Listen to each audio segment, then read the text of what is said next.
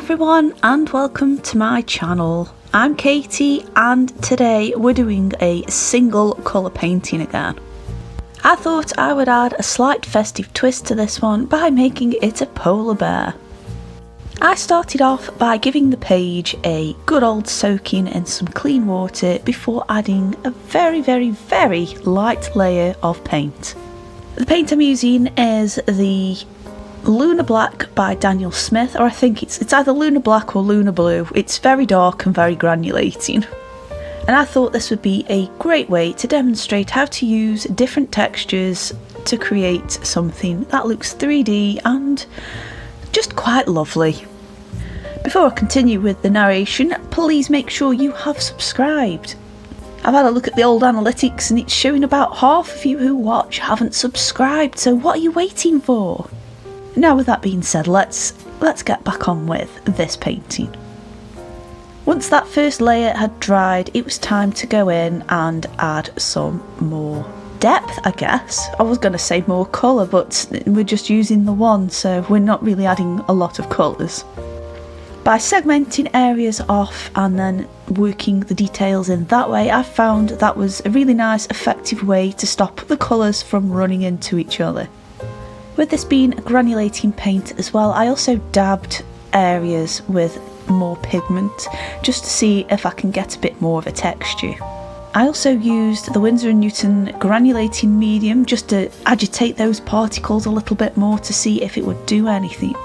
However, it's quite a new product to me and I will make a video more in depth on that in the future, but I don't think I quite got the ratios right, so I think I'm going to have to work on that a little bit more. But once I have, I promise I'll do a video and I shall share my findings with you if you're ever curious about that.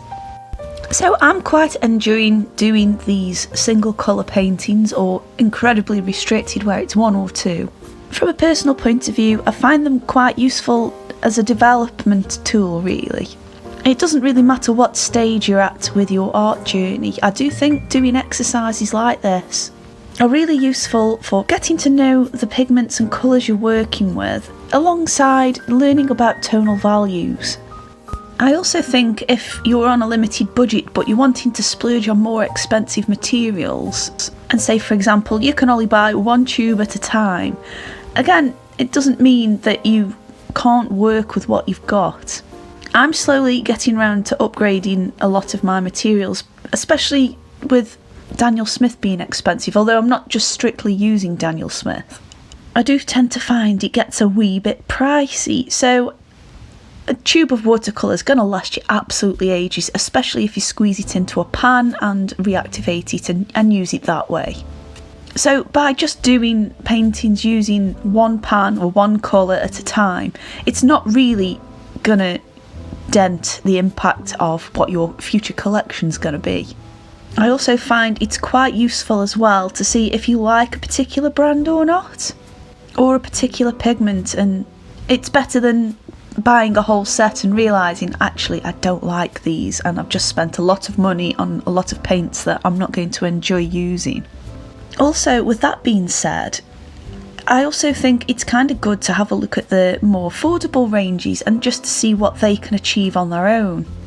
I recently did a video with a squirrel just using two colours, and one of them was using an Inktense stick and a Supervision pan. And in total the cost, I mean I already had the ink sticks from Scrawler Box, but I usually pay a couple of pounds in the UK for one ink stick, and the Supervision paint I believe cost me no more than £5 off AliExpress. And although they were similar colours, it was nice to still do an exercise and see how they interacted and see where they fit into my artiste materials. And you can also say the same for paper. I mean, you can get watercolour sketch pads relatively cheap and it's pretty decent paper in there. But again, if you're wanting to try a more expensive paper, like Archie's for example, I personally find it's more economical to buy one large sheet and cut it down to size and perhaps try and fumble together a sketch pad and bind my own, which is something I'm trying at the moment, and once I've got the hang of it and I've made something that I'm pleased with, I will do a video of what I've done there. But again though, it's a It's a more affordable way of finding out what materials work for you and what you enjoy using. For me, I like to visit my independent art shop in my local town, and there they sell A1 size sheets of watercolour paper. Now, judging by what you've seen mostly on my channel, I don't do very large scale work. And that's purely because I haven't really got the space to do it, and I haven't got the space to store it either. With that being said though, I can cut them down to size. I can get a good amount of paper out of one sheet, and that makes no sense, does it? But if I cut it down to size, and to a size that I'm most likely to work on, that's ideal. You've paid a small amount for one large sheet of paper, and just by cutting it yourself, it means you've got the size paper that you want, and it's also, again, an economical way of trying out a new paper that you might be curious about. And then you can make a decision as to whether you want to buy a pad or a block of that paper, or if you want to continue just buying the large sheets and cutting it down.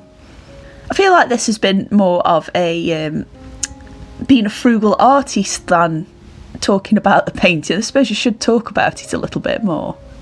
So I've very, very carefully added lots of very diluted layers to bring out the depth in our polar friend here. And I've mostly used a watercolour brush which is very soft. I haven't used one with a hard snap to it. I've just used, I don't want to say it's like a mop either, it just holds a lot of water and it doesn't have much resistance, because I think that just worked to make this whole thing look a little bit softer. Because polar bears are quite fluffy, I didn't really want harsh lines, and with it being in a sleeping position, I just wanted it all to look all lovely and soft. The only time I did really use a snap was for what I would consider harder surfaces, which would be the nose and where the eyes are, and of course my signature. I'm really happy with how this turned out as well. It was a fun exercise to do. It means I've gotten to know another pigment, and it's just been really nice to not be overwhelmed with a whole ton of colours and not mix them properly or appreciate the different values. Anyway, let me know if this video has helped you in any way, whether it be from an exercise point of view or being a little bit more frugal with the old cash. And of course, if you want me to do any more paintings like this, please let me know in the comments below. And if you have perhaps not a specific colour, but a colour in mind you'd like me to do a painting in, I'd love to know, and I can give that a try. Anyway, you wonderful people, thank you so much for watching. Again, if you haven't subscribed, please do, and I will see you on the next video. Bye!